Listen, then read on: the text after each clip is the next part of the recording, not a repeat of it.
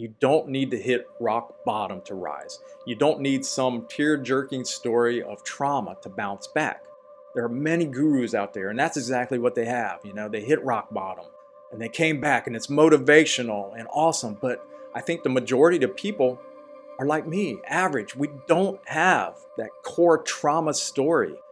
But what we do have are imprinted from parents, from teachers, from coaches, are a set of limiting beliefs that are holding us hostage. Hey, welcome back to the Better Life series. I'm Matt Meyer. And with today, episode number 3, it's just a bit more personal. I've been asked by people, either through comments or on some of my other social media platforms, why I turned to coaching. And so today I thought I would just share my story. And it's not the polished resume version, but the real one. And again, I say this to you. You will see that I'm fairly normal and sort of an average guy, but like so many people, I struggled with thoughts and emotions that held me back over the years. And so I hope this clicks with you, and mostly I hope I can serve as an example for you. In fact, I think this is for anyone who's done anything and everything right, but still feels like something's missing, like you want more, right? Anyway, let's jump into it. So I am a Gen X guy, all right? I was raised in a small town in Ohio, maybe 20,000 people at the time when I was living there. My dad was a social worker. My mom was a school teacher, and she also ran a small business on the side. Now, they were hardworking, but we weren't the richest people in the world, but we weren't poor. But things always seemed to be tight. And in growing up in that environment, my mom stressed 2 things to me. She said, you have to work twice as hard just to stay afloat. And if you want to be successful, don't follow your passion. Follow security. Now, keep those in mind because, first of all, I was an average student. And I really didn't need to try to get good grades. I mean, I liked history and writing and science, but I never felt smart. So that secure pathway, it's a little interesting, and it'll come back. I'll talk about that here in a minute. But I played sports.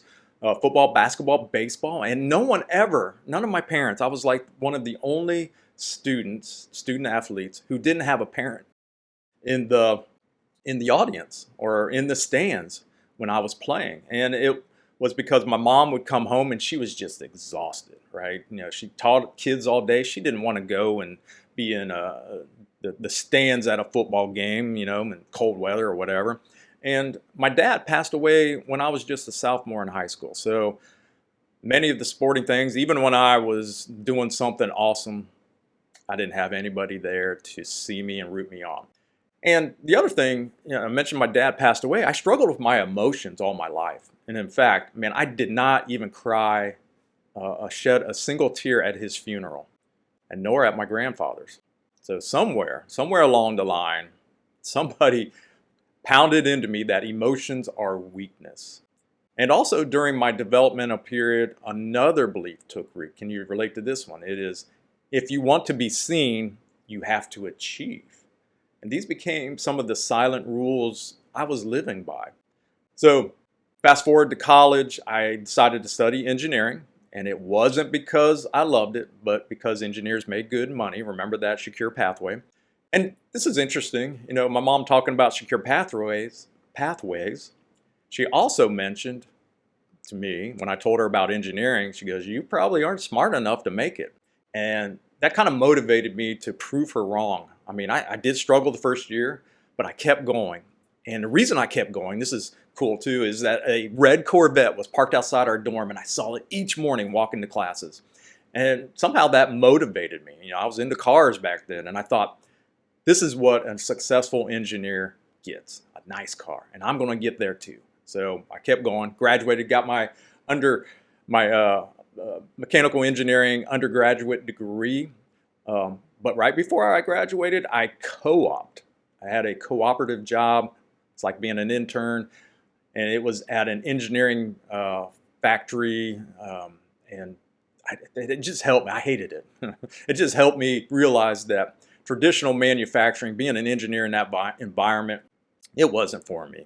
So I kind of pivoted right before I graduated to medical devices, and was accepted into Clemson University's bioengineering master's program. And this graduate school, man, going to graduate school was so impactful for me. It's where things began to shift. I mean, I was always shy and awkward in social situations, but I started breaking through my shyness. And I made some close friends, and I met my future wife there. And I'll never forget. This is, you think about when you met your soulmate, the way her eyes lit up when she looked at me. I mean, it was so grounding and exhilarating all at once. But that's a little side note. However, even breaking out of my shyness and awkwardness, I still carried some fear of not being enough. And get this, for the first time, I was presenting my research to the entire program and professors, and I blacked out. I passed out. The next thing I remember is a professor fanning me and someone giving me a Coca-Cola, and I was, oh my God, it was so embarrassing. I don't even know how I recovered from that, but somehow I did, because I swore I would never let that happen again. Man, so I began to over-prepare. I had my master's dissertation presentation coming up, and I rehearsed and rehearsed. I did that for weeks, and it worked, man. I began hearing that talk in my sleep. But I also became addicted to preparation as a way to control fear. And that's another belief I adopted. It's this belief that if I'm not prepared, I may fail. So after grad school, I followed my wife to where she had found her job. And this part of North Carolina, Western North Carolina, I really didn't have bioengineering at the time, but I found a job at a community college. And that wasn't my original plan, but man, I was pretty good at it and I liked it. And the interesting thing is I went from being an instructor to a department chair pretty quick. But then my wife left her job to raise our first child. And get this, it was a 60% decrease in our combined income. But the universe provides, and I was promoted to dean. So it wasn't as big a hit as it could have been. And think about it, I was one of the youngest deans at this community college. And man, people noticing me, and on the outside, I appeared that I was winning, right? But this is when I began to feel deep down, I began to feel some cracks, right? Some pressure, some stress. And then came the long hours and the nonstop pressure to prove myself. I was being the sole provider at that time, and the performer and professional and all of it, right? Well, what happened is I realized that my income wasn't where I needed to be. And I saw my college president doing awesome things, and I made a goal. I want to be a college president. And college presidents have their PhD. So I began to look for a place to get my PhD, found up in Virginia, Old Dominion University. And so we moved, and I took a job at another community college and worked on my degree. And when we got to a point where I was finished with the studies and just working on the research, we went back to North Carolina. But let's go back to that goal. What was it about that goal? Well, it's the same thing many professionals do, chasing significance, right? Wanted to stand out, I wanted more. And college presidents were always out front, right? Is that you? Do you chase titles? Probably not. You're probably chasing empowerment and significance. So anyway, before we moved back to North Carolina is, doing the graduate school thing and working, man, I was really starting to burn out. I would come home to my two little girls, and they would want to play, and I tried, and some days it was good, but most days, man, I was just going through the motions, and I started blaming others. I started blaming college leadership, the system, but deep down, I knew it wasn't them. It was me. My mindset was broken, and I didn't know how at that time to rest. I didn't know how to reset. I didn't know how to say no, and I didn't know how to feel anything other than tired. Even though I was coaching my team and I was coaching students, man, I wasn't walking the talk at that time. And so we moved back to North Carolina. I got a great job in the North Carolina Community College System office. I had this wonderful boss. I mean, I loved her. Her name was Linda. She was empathetic, smart, funny. Great mentor to me. But when she left, everything changed. I mean, I was with her for almost 7 years, but now I was operating solo, no champion, right? No one to have my back, no direction. And then the final blow. A new leader stepped in and we just didn't click. Fortunately, I could retire early. I had my 25 years in, believe it or not, 25 years. I submitted my early retirement paperwork thinking I would leave with dignity. Instead, shortly after I submitted the paperwork, I was called into his office where they planned not to renew my contract. It was basically like getting fired. But I convinced them to allow me to retire early. Now, this wasn't when I wanted to, but they agreed. However, they basically kicked me out the door that day. And so I had a 3-month vacation, full pay. It was awesome, right? But beginning on the drive home that day, man, I began to carry anxiety. And for months, replaying that meeting in my head, wondering what I did wrong or what I could have done differently. So, upon my early retirement, I jumped into real estate. Why? I had a couple properties. I was thinking, wow, get more rentals that will replace the income. I had a pension, but it wasn't full pension.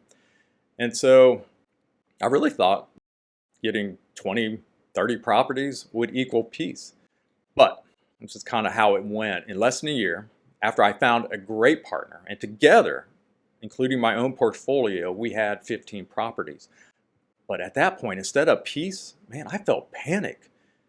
Tenants and expenses, an HVAC system goes out and the weight of this success. Man, I was stressed out and I was stressing out everybody around me. It was the weight of that success. It's crazy how it can impact you. And then one day on a walk, my daughter asked me, she goes, "Dad, what happened to all that mindset stuff you used to teach, man? Your beliefs are out of whack. You need to quit stressing out everybody and get a hold of your limiting beliefs." And she was right, man. That was a key moment because I was like, oh God, right. I used to coach students and my team, but I wasn't practicing what I was teaching back in the day. So I went back to those notes. I pulled out this document I used and I found a mentor. I think that was important. Then I started rebuilding myself from the inside out. And from that work, I created my coaching program, the Mind Flow Cycle.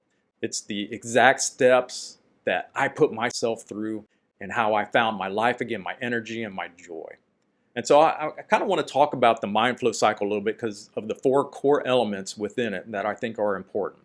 But understand, it's not about frameworks, it's about freedom. And here's how I live now using these pillars that I teach. The first thing is identifying my limiting beliefs and eliminating those deep limiting beliefs.